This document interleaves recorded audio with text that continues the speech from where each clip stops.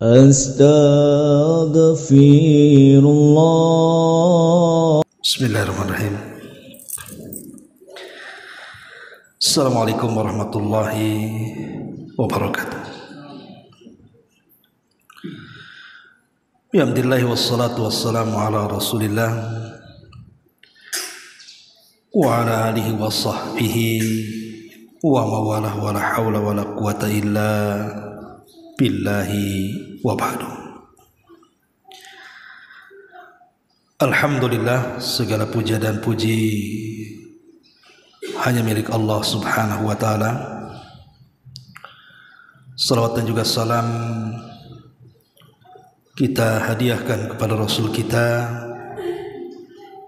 Nabi besar Muhammad sallallahu alaihi wa ala alihi wasallam. Ma'asyiral muslimat yang dimuliakan Allah subhanahu wa ta'ala,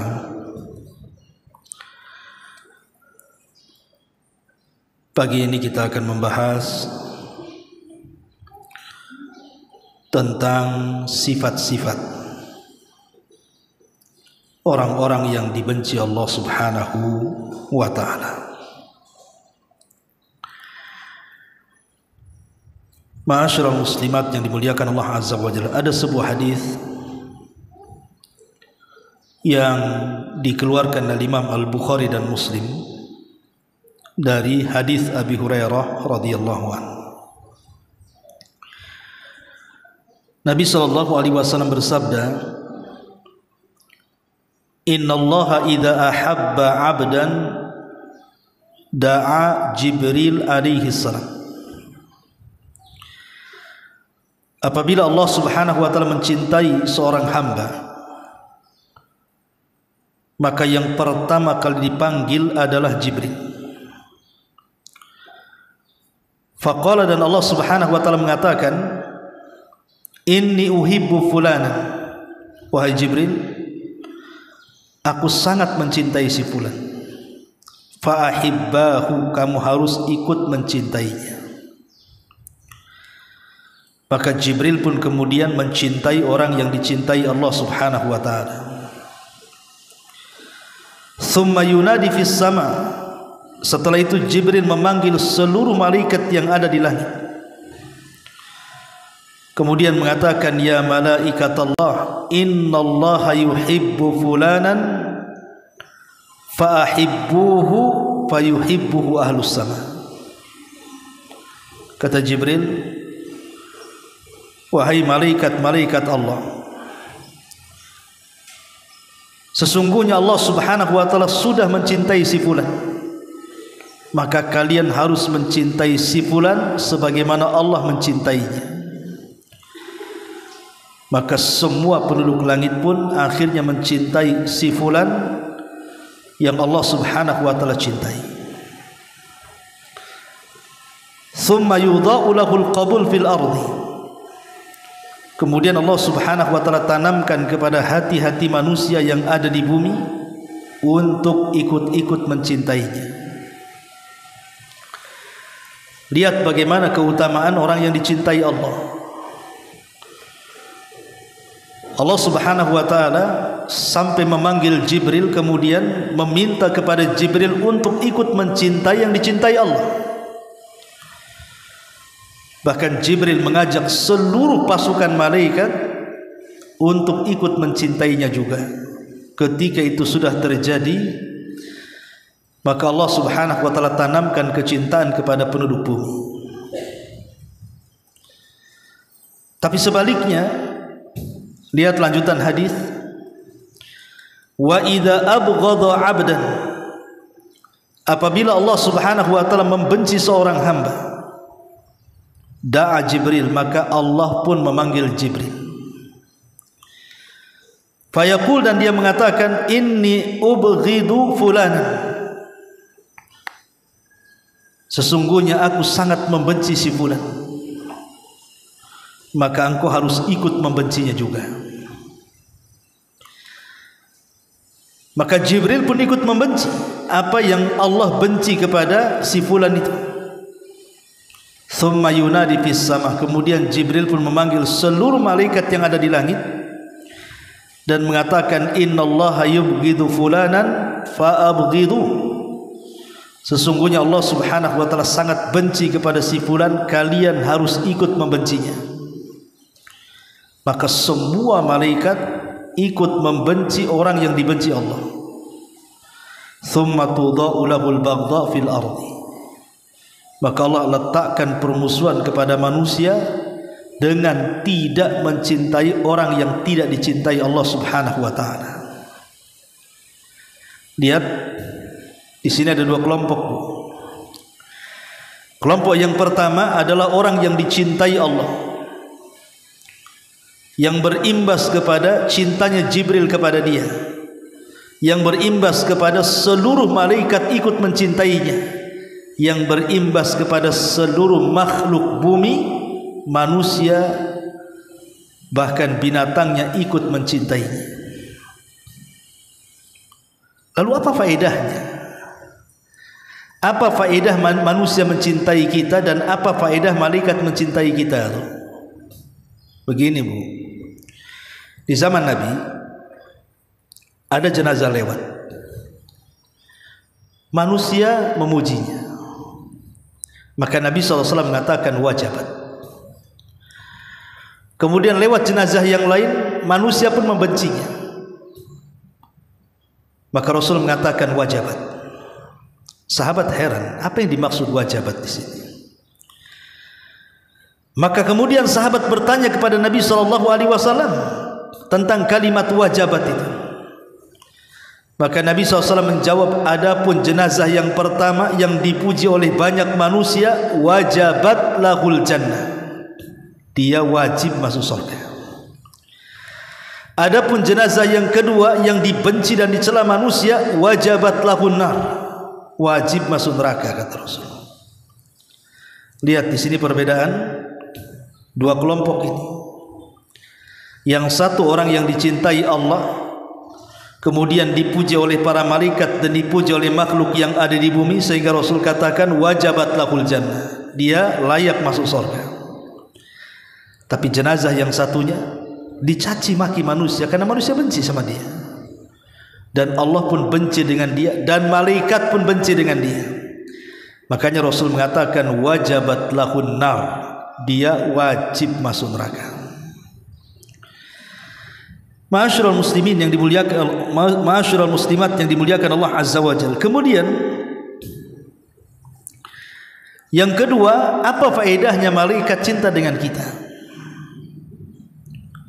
Ya jelas, malaikat itu yang mencatat amalan kita, yang hari-hari mengawasi kita, bahkan yang mencabut nyawa kita dan begitu seterusnya. Lah kalau malaikat-malaikat ini sayang dan cinta dengan kita, tentu mereka tidak akan mencatat kecuali yang baik, tidak akan mencabut nyawa kita kecuali dengan baik, dan begitu seterusnya. Makanya pentingnya kita meraih kecintaan Allah dan menjauhi hal-hal yang bisa dibenci Allah Subhanahu wa ta'ala. Karena kalau seorang hamba sudah dibenci, maka malaikat pun ikut membenci, seluruh malaikat termasuk Jibril ikut membenci, dan manusia pun Allah tanamkan kebencian kepada dia. Inilah kemudian pentingnya kita mengenal ciri-ciri orang-orang yang dibenci Allah itu seperti apa. Yang pertama, an yuhibba ma yubghidullahu ta'ala. Orang yang dibenci Allah adalah orang yang cinta dengan yang dibenci Allah. Allah membenci sesuatu, kita pula cinta dengan yang dibenci Allah. Allah tidak suka, kita pula suka. Allah larang, kita pula kerjakan. Itu dibenci orang seperti ini. Mencintai yang dibenci Allah, atau mencintai yang dimurkai Allah, mencintai yang dilarang Allah, maka ini yang pertama. Inilah orang yang sangat dibenci Allah Subhanahu wa ta'ala. Kemudian yang kedua, terus menerus di atas kemaksiatan, terus menerus di atas kemaksiatan dan kesesatan, tidak ada keinginan bertobat. hawa nafsunya terus mendorong dia untuk melakukan kemaksiatan dan akalnya tidak pernah berpikir untuk bertobat melawan hawa nafsunya, maka ini juga orang yang paling dibenci Allah Subhanahu wa taala. Kemudian yang ketiga, alla yazal musahiban li ahli al-ma'asi, berkawan dengan ahli maksiat. Tahu bahwa kawannya itu ahli maksiat, tetap aja berkawan dengan dia, bahkan dijadikan kawan baiknya pula. Maka ini juga orang yang dibenci, karena lama-lama kalau orang berkawan dengan ahli maksiat nanti ikut-ikut maksiat masalahnya, makanya sangat dibenci. Kemudian yang keempat, tidak pernah menjaga kewajiban-kewajiban Allah dan rukun-rukun agama, seperti meninggalkan sholat, meninggalkan puasa Ramadan, tidak mau bayar zakat, tidak mau haji padahal sanggup, gitu ya, malas-malasan, ataupun mungkin melalaikan hak-hak dan kewajiban, baik hak-hak dan kewajiban kepada Allah ataupun hak-hak dan kewajiban kepada manusia, seperti seorang istri kepada suami, suami kepada istri, orang tua kepada anak, anak kepada orang tua, kita kepada tetangga, dan begitu seterusnya. Kita melalaikan dan mengabaikan hak-hak tersebut, maka ini pun termasuk orang yang dibenci Allah Azza wa Jalla. Kemudian yang nomor 5, an yubghidan nasiha wa yakrah an-nas, benci kepada nasihat dan tidak suka kepada orang yang memberikan nasihat. Allah Subhanahu wa taala mengatakan dalam surah Al-Baqarah ayat 206, wa idza qila lahu taqillaha akhadathul izzatu bil itsmi fahasbuhu jahannam wala bi'sal mihad. Apabila dikatakan kepadanya bertakwalah kau kepada Allah, dia pun kemudian malah memperlakukan dengan melakukan sebuah dosa, menganggap nasihat itu bukan nasihat, menganggap nasihat itu kritikan sehingga dia marah, akhirnya melakukan dosa. Kemudian yang keenam, an yakrah ma yuhibbuhullah wa yuhibbu ma yakrahuhullah, benci terhadap apa yang Allah cintai atau cinta terhadap apa yang Allah benci. Benci kepada yang Allah cintai. Allah cinta dengan ibadah, kita pula benci ibadah. Allah cinta dengan persatuan, kita pula benci dengan persatuan, akhirnya ingin selalu berpecah belah, dan begitu seterusnya. Kemudian yang nomor 7, an yakuna min ahli al-miraati wat tasmi' wa min ahli al-fakhri wal khuyala, orang yang suka berdebat, orang yang sombong, orang yang yatarafa, mengangkat dirinya di atas kedudukannya, maka ini orang yang dibenci oleh Allah Azza wa Jalla.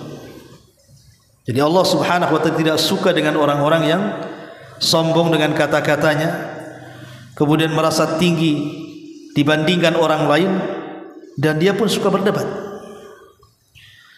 Makanya nanti pada hari kiamat, orang-orang yang sombong di dunia ini akan dikecilkan badannya seperti semut. Bahkan leher neraka akan keluar, kemudian mengancam kepada setiap orang yang sombong dan akan disambarnya. Makanya kenapa orang seperti ini sangat dibenci Allah Subhanahu wa taala. Kemudian yang nomor 8, seseorang meletakkan loyalitas kepada di luar agamanya. Dia meletakkan loyalitas kepada orang kafir, kepada orang munafik, dan dia tidak meletakkan loyalitas kepada Allah, Rasul, dan orang-orang yang beriman, tapi dia letakkan loyalitas itu kepada selain Allah, Rasul, dan orang-orang yang beriman. Maka ini meletakkan wala yang salah, termasuk orang yang dibenci Allah Azza wa Jalla. Kemudian yang nomor 9, an yakuna sa'yuhu lid-dunya hasithan wa huwa ghafil an amril akhirah. Orang yang hidupnya hanya menghabiskan untuk mengejar dunia, lupa pula dengan akhirat. Pada Allah Subhanahu wa taala mengatakan bal tu'thirunal hayatad dunya wal akhiratu khairun wa abqa. Bahkan kalian lebih mengejar kehidupan dunia padahal akhirat itu lebih baik, lebih kekal. Maka orang yang kemudian himmahnya, keinginannya hanya dunia saja, tidak ada terbetik akhirat sama sekali, ini orang yang paling dibenci oleh Allah Subhanahu wa taala.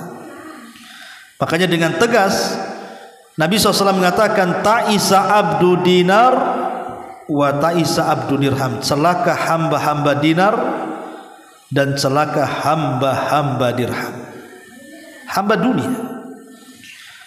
Kemudian yang nomor 10, an yuqariful kabair al-mubiqat allati tajlibu alaihi sakhtu atau sukhtullahi wa ghadabuh. Seseorang membiasakan melakukan dosa-dosa besar yang menghancurkan sehingga mengakibatkan datang kemurkaan Allah Azza wa Jalla. Seperti apa? Seperti zina, makan riba, kemudian juga menuduh wanita baik berzina, sihir, dan yang semacamnya. Ini orang-orang yang dibenci oleh Allah Azza wa Jalla. Kemudian yang nomor 11 juga an yakuna badiul lisan. Lisannya kotor, tidak santun, kasar, suka ghibah, namimah, ngadu domba, hasad, ya. Maka ini juga orang yang paling dibenci Allah Azza wa Jalla adalah yang lisannya tidak pernah santun. Kemudian yang nomor 12, an yatashabbah bil kafirin wal fasikin. Kehidupannya selalu ingin menyerupai orang kafir, selalu ingin menyerupai orang fasik. Ini orang dibenci Allah. Terutama anak-anak muda di zaman sekarang, Bu, hati-hati, Bu. Anak-anak muda di zaman sekarang ini, tengok coba anak-anak yang tanggung itu. Tengok orang-orang pang dijentik telinganya, ikut dijentik. Tengok orang pang ditato, ikut ditato. Kemudian dicukur koza gitu ya, seperti jengger ayam tuh kepalanya, ikut juga kayak gitu. Ya, ini kan meniru orang-orang fasik, Bu. Kenapa, Bu? Kok bisa seperti itu ya? Karena kesalahan orang tua tidak mengarahkan anaknya ke agama. Makanya sering saya ulang-ulang, Bu. Orang tua itu kalau tidak mengarahkan anaknya ke agama, kemungkinan anaknya akan jatuh kepada 4 perkara. Kalau ibu tidak mengarahkan anak ibu ke agama dari kecil, maka anak itu biasanya terjerumus kepada 4 perkara. 1, mulhidun. 2,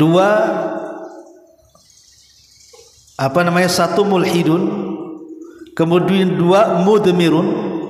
Kemudian 3 mujrimun. Kemudian 4 syadzun. Pertama, mulhid. Kalau orang tua tidak mengajarkan anaknya agama, maka anaknya nanti kalau besar itu jadi mulhid. Mulhid itu menyimpang dalam agamanya, ataupun sama sekali tidak peduli dengan agama, karena tidak ada dasar agamanya, sehingga setelah besar ingin tobat, karena tidak ada guru, masuk pula ke internet, ketemu pula channel khawarij, jadilah dia teroris, jadi mulhid. Atau mungkin masuk ke ajaran yang tidak wajib sholat, ataupun masuk ke ajaran yang ngaku Imam Mahdi, ngaku Nabi, dan begitu seterusnya, kan mulhid, karena tidak punya dasar agama, atau sama sekali tidak mau beragama, nggak, cuek dengan agama. Yang kedua, mujrim, jahat. Kalau anak tidak diajarkan agama, nanti kalau besar jadi jahat. Kemudian yang ketiga, mudmir. Kalau anak tidak diarahkan ke agama, maka dia akan kecanduan maksiat, candu narkoba, candu minuman khamr, candu berzina, candu macam-macam maksiat kepada Allah Azza wa Jalla. Atau yang terakhir, syadz, terjerumus kepada penyimpangan seksual, entah homoseksual, entah lesbi gitu ya, LGBT lah bahasa kitanya. Kenapa? Karena tidak tahu agama. Makanya ketika orang tidak tahu agama, imbasnya apa, Bu? Tasyabuh dengan orang kafir akhirnya. Menyerupai orang kafir jadinya, kan? Menyerupai orang fasik. Tapi kalau orang punya agama, dia tidak akan menyerupai orang kafir ataupun orang fasik, karena dia punya style sendiri. Agama yang merintahkan seperti itu. Maka ini yang nomor 12. Orang yang paling dibenci Allah Azza wa Jalla adalah orang yang tasyabuh dengan orang kafir ataupun orang fasik. Kemudian juga yang nomor 13, an yatalabbasa bisyirki wa yaqa'u fihi thumma la yuwaffaq ila taubati minhu. Ini yang paling bahaya. Ketika dalam hidup kita ini kita terjerumus kepada kesyirikan dan kita tidak bisa keluar dari situ dan tidak mendapatkan taufik, maka ini orang yang paling dibenci Allah. Masuk ke dunia syirik. Dan di masyarakat umum, syirik itu bukan perkara yang menakutkan di masyarakat ini. Padahal kita bagi yang sudah ngaji kan, yang sudah belajar tauhid kan ngeri. Dosa syirik itu tidak diampuni, dikeluarkan dari Islam, masuk neraka dikekalkan, kan ngeri bukan? Tapi masyarakat awam itu nggak peduli itu. Entah karena ilmunya tidak sampai atau mungkin karena setan berhasil menggodanya. Lihat di masyarakat orang yang candu datang ke dukun, bahkan dia jadi dukunnya pula. Orang yang suka dengan tangkal dan jimat, orang masih yakin dengan kelenik-kelenik, itu kan masih ramai di masyarakat itu. Tahayul-tahayul, khurafat-khurafat itu. Nah, itulah orang yang paling dibenci oleh Allah Subhanahu wa taala. Inilah 13 perkara, Bu, jangan ada pada diri kita. Saya ulas secara singkat. Mencintai yang dibenci Allah. 2. Terus menerus di atas kemaksiatan dan enggan bertobat. 3. Berkawan dengan orang-orang ahli maksiat dan dia tidak berkawan orang-orang baik. Kemudian yang keempat, tidak menjaga kewajiban-kewajiban Allah dan rukun-rukunnya seperti salat dan yang semacamnya. Kemudian yang kelima, benci nasihat, bahkan benci kepada orang yang memberikan nasihat. Kemudian yang keenam, benci terhadap yang dicintai Allah atau cinta terhadap yang dibenci Allah. Kemudian yang nomor 7, sombong. Dia ingin dirinya merasa tinggi dibandingkan yang lainnya, sehingga kalau berdebat dia ingin menang sendiri. Kemudian yang nomor 8, lemahnya wala wal bara, meletakkan loyalitas harusnya diberikan kepada Allah, diberikan kepada Rasul dan orang-orang yang beriman, dia berikan pula kepada musuh-musuh Allah, musuh-musuh Rasul dan musuh-musuh orang yang beriman. Kemudian yang nomor 9, usahanya hanya untuk dunia saja. Mulai dari dia bangun sampai dia tidur, kemudian bangun lagi, di otaknya dunia, dunia, dunia, tidak ada yang lain. Maka ini juga orang yang paling dibenci Allah. Kemudian nomor 10, membiasakan terjerumus kepada dosa besar yang menghancurkan kehidupannya, seperti makan riba, berzina, menuduh orang, sihir dan yang semacamnya. Ini pun orang-orang yang dibenci Allah Azza wa Jalla. Kemudian juga yang nomor 11, badiul lisan, lisannya badi. Lisannya itu tidak ada santunnya, yang keluar itu ucapan-ucapan yang kotor. Maka ini orang yang paling dibenci oleh Allah Subhanahu wa taala.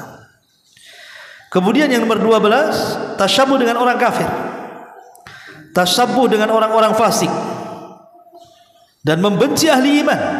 Nah, ini juga orang yang dibenci oleh Allah Azza wa Jalla. Dan yang terakhir, yang paling parah adalah seseorang menghiasi kehidupannya dengan kesyirikan, terjerumus dengan kesyirikan kepada Allah Azza wa Jalla, dan seolah-olah syirik itu bukan dosa yang paling besar bagi dia, seolah-olah biasa, seolah tidak ada apa-apanya.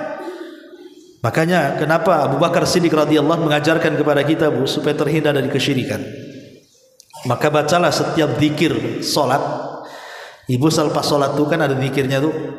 Bacalah salah satu doa zikir itu adalah Allahumma inni a'udzubika an usyrika bika wa ana a'lam wa a'udzubika bima la a'lam. Ya Allah, aku berlindung kepadamu. Kalau tidak bisa bahasa Arabnya, bahasa Indonesia lah. Ya Allah, aku berlindung kepadamu dari kesyirikan yang aku ketahui dan dari kesyirikan yang tidak aku ketahui. Ya, intinya bahwa Hati-hati jangan sampai kemudian kita menjadi orang yang paling dibenci Allah. Hindari sifat-sifat ini. Karena ada hadis yang mengatakan, innar rajula la ya'malu bi amali ahli an-nar hatta ma yakunu bainahu wa bainaha illa dhira' fayasbiqu alaihi al-kitab fayamalu bi amali ahli al-jannah fayadkhulul jannah. Wa innar rajula la ya'malu bi amali ahli al-jannah hatta ma yakun bainahu wa bainaha illa dhira' fayasbiqu alaihi al-kitab fayamalu bi amali ahli an-nar fayadkhuluha. Kata Rasul, ada seseorang hamba yang ketika di dunia dia banyak melakukan amalan penduduk neraka, sehingga antara dia dengan neraka itu tinggal satu hasta. Tapi catatan membaliknya, di akhir hayat dia pun mengamalkan amalan ahlil jannah, ahli surga, maka akhirnya Allah wafatkan dan ketika itu dia dimasukkan ke dalam surga.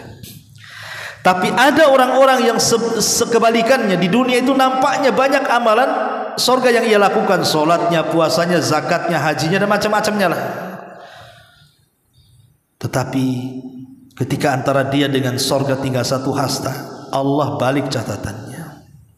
Dia pun di ujung hayatnya mengamalkan amalan penduduk neraka.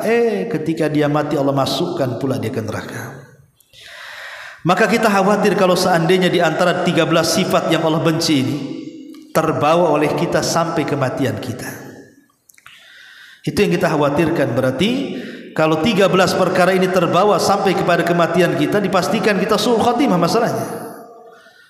Maka hindarilah 13 ini, karena inilah pemicu Allah subhanahu wa ta'ala sangat membenci kita hamba-hambanya. Ma'asyiral muslimat yang dimuliakan Allah azza wa jalla. Tetapi sebaliknya, jadilah orang-orang yang dicintai Allah subhanahu wa ta'ala.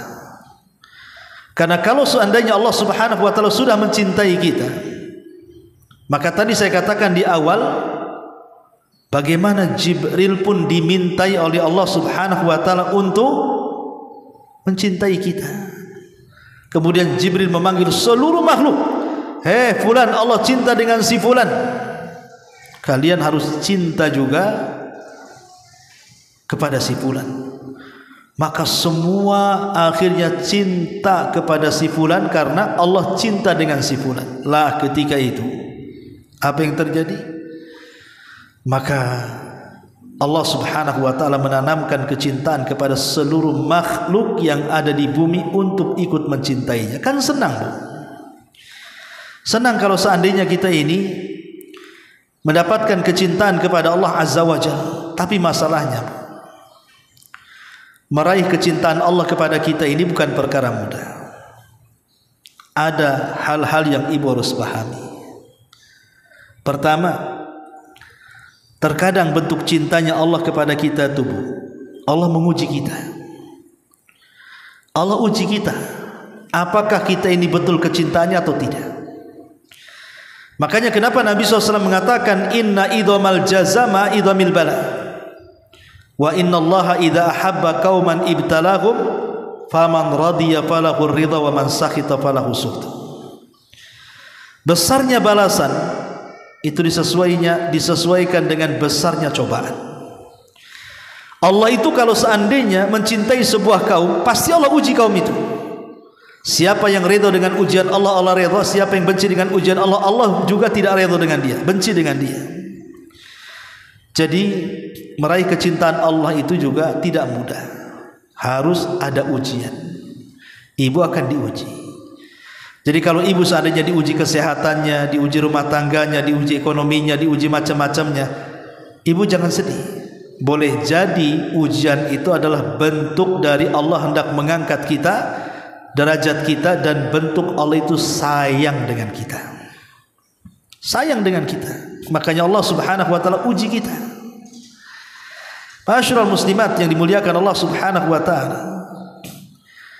Adapun di antara ciri-ciri orang-orang yang dicintai Allah subhanahu wa ta'ala tentu banyak sekali lah, Bu, ya. Saya akan contohkan beberapa saja. Satu, ittiba hadyin Nabi, mengikuti petunjuk Nabi. Kalau kita sudah mengikuti petunjuk Nabi, ketahuilah itulah alamat Allah cinta dengan kita. Qul in kuntum tuhibbunallaha fattabi'uni yuhibbukumullah. Katakan, jika kalian mencintai Allah, ikuti aku, maka Allah akan cinta kepada kalian. Artinya cintanya Allah kepada kita ketika kita mengikuti petunjuk Nabi sallallahu alaihi wasallam. Yang kedua, adzallu lil mu'minin, berusaha untuk menghormati orang-orang yang beriman, mencintai orang-orang yang beriman. Karena tanda kecintaan Allah kepada kita ketika kita ini meletakkan kecintaan kepada orang-orang yang beriman. Kemudian yang ketiga, di antara ciri kecintaan Allah Subhanahu wa taala kepada kita adalah ketika Allah Subhanahu wa taala berfirman dalam hadis qudsi, "Man 'ada li waliyan faqad adantuhu bil harbi wa ma taqarraba ilayya 'abdi bi syai'in ahabba ilayya mimma aftaradtuhu 'alaihi wa ma yazalu 'abdi yataqarrabu ilayya bin nawafil hatta uhibbahu." Jadi yang ketiga adalah orang yang banyak mengamalkan amalan sunnah setelah yang wajib. Karena di sini hadisnya Allah berfirman, siapa yang memerangi waliku maka dia telah mengumandangkan perang bersamaku, dan tidaklah seorang hamba mendekatkan kepadaku dengan sesuatu yang lebih aku cintai daripada melaksanakan kewajiban. Dan kalau hamba itu menambah dengan sunnah-sunnahnya dan terus melakukannya, maka aku lebih mencintainya lagi. Dari sini yang ketiga adalah tanda cinta Allah kepada kita kalau kita dicintakan dengan amalan sunnah. Ya, sholat sunnah, puasa sunnah, sedekah sunnah, yang sunnah-sunnah lah kan itu ya. Maka itu pun tanda Allah Subhanahu wa taala cinta dengan kita. Dan banyak lagi, dan ini pernah saya bahas ya, tentang alamat kecintaan Allah Subhanahu wa taala kepada hambanya. Ini yang bisa sampaikan tentang 13 alamat tanda Allah Subhanahu wa taala benci dengan kita. Baik, sampai di sini Bu. Kalau ada yang bertanya silakan. Kita buka tanya jawab. Kalau enggak kita tutup.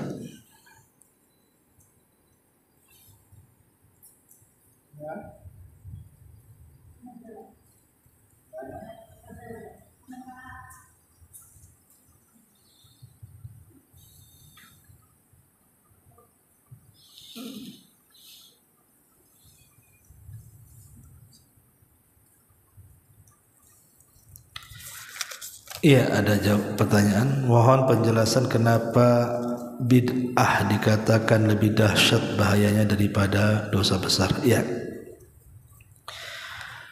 Karena kalau dosa besar itu Bu, itu sudah tahu itu dosa. Zina dosa besar, tahu zina itu dosa. Mencuri dosa, orang tahu, yang mencurinya aja tahu itu dosa. Korupsi, yang koruptornya aja tahu itu dosa. Tapi kalau bid'ah itu, yang mengerjakan bid'ah tidak tahu itu dosa. Gitu ya Bu ya. Kalau ada orang melakukan bid'ah, orang yang melakukan bid'ah itu tidak tahu dia sedang berbuat dosa. Karena dia tidak tahu dia sedang berbuat dosa, dikencangkan lagi bid'ahnya sama dia, besarin lagi bid'ahnya sama dia, didanai lagi. Ini yang pertama. Yang kedua, ahli maksiat itu Bu, tidak ada yang berdoa kepada Allah supaya anaknya jadi penerus dia. Umpamanya orang yang melakukan zina, gak mungkin dia berdoa, ya Allah jadikan anakku germo. Gak ada. Ada gitu Bu ya. Atau umpamanya pencuri, ya Allah jadikan anakku perampok. Gak ada. Tapi kalau ahli bid'ah ada. Ya, ahli bid'ah itu mereka pasti akan menjadikan anak-anaknya sebagai penerusnya. Kalau bisa dipesantrenkan, dipondokkan, supaya lebih hebat lagi bid'ah daripada bapaknya. Nah, itulah kenapa kemudian bid'ah itu lebih dahsyat bahayanya. Karena kemaksiatan itu nampak baik orang yang melakukannya atau yang tidak melakukannya. Tahu itu maksiat. Mencuri, orang yang melakukannya tahu itu mencuri, salah, dosa besar. Yang melihatnya pun sama. Tapi kalau bid'ah, yang melakukan dan yang melihatnya pun sama juga, seolah-olah itu bukan dosa, kecuali yang melihatnya itu punya ilmu. Makanya kenapa kemudian terkadang iblis itu, setan lebih suka kepada ahli bid'ah dibandingkan kepada ahli maksiat. Karena ahli maksiat itu kalau diingatkan tahu dia maksiat sehingga mudah tobat. Tapi kalau ahli bid'ah diingatkan dia tak tahu kalau itu bid'ah sehingga malah dia menentang, kita boleh disalahkan dia. Nah, itulah makanya kenapa bid'ah dikatakan lebih dahsyat bahayanya dibandingkan maksiat. Wallahu a'lam. Kemudian yang kedua, untuk menghilangkan uang riba dari bank, apakah disyaratkan harus dengan mengambil uang tersebut secara fisiknya dari bank atau boleh dengan uang yang ada di tangan dan jumlahnya sama sejumlah uang riba? Enggak, ditarik di bank. Ngapain uang sendiri? Kalau uang sendiri ya halal lah kan Bu. Kalau maksudnya begini umpamanya, ibu ngambil uang, kan biasanya di tabungan itu kan ada saldo, ada ini, ada itu kan, termasuk bunga pun dicatat juga tuh di bank itu, di buku bank. Kalau memang tahu nih, kalau saya ngambil di bank, oh ini uang ini kalau diambil 100 juta umpamanya, ribanya 2 juta umpamanya. Ima kita tarik uang 2 juta itu dari bank, kemudian kita belanjakan kepada yang umum, pembangunan jalan, entah WC masjid, WC pesantren, pokoknya yang umum-umum lah ya, dan tidak dimakan, dan bukan untuk bersedekah Bu. Niatnya itu bukan niat sedekah, tapi niat buang sial, niat membersihkan harta. Jadi dapat pahalanya itu niatnya karena membersihkan harta. Ya Allah, dengan riba itu saya ingin bersihkan harta saya, di situ pahalanya. Bukan sedekah, karena sedekah itu harus dari barang yang baik kepada yang baik. Innallaha thayyibun la yaqbalu illa thayyiba. Allah itu baik, tidak menerima kecuali yang baik. Jadi uang riba itu bukan untuk itu. Tapi kalaupun mamanya kita nominalkan dengan uang yang ada di tangan, kita ganti dulu baru kita itu diambilnya, tidak masalah. Intinya bahwa uang itu dikeluarkan, jangan dibiarkan. Itu riba, nggak usah diambil. Enggak diambil, ya tetap diambil. Kemudian kita lemparkan ke fasilitas-fasilitas umum. Niatkan sebagai pembersih harta itu, dan di situ pahalanya. Wallahu a'lam. Ya, sampai di sini. Subhanakallahumma bihamdika, asyhadu an la ilaha illa anta, astaghfiruka wa atubu ilaik. Allahu ta'ala alam. Assalamualaikum warahmatullahi wabarakatuh.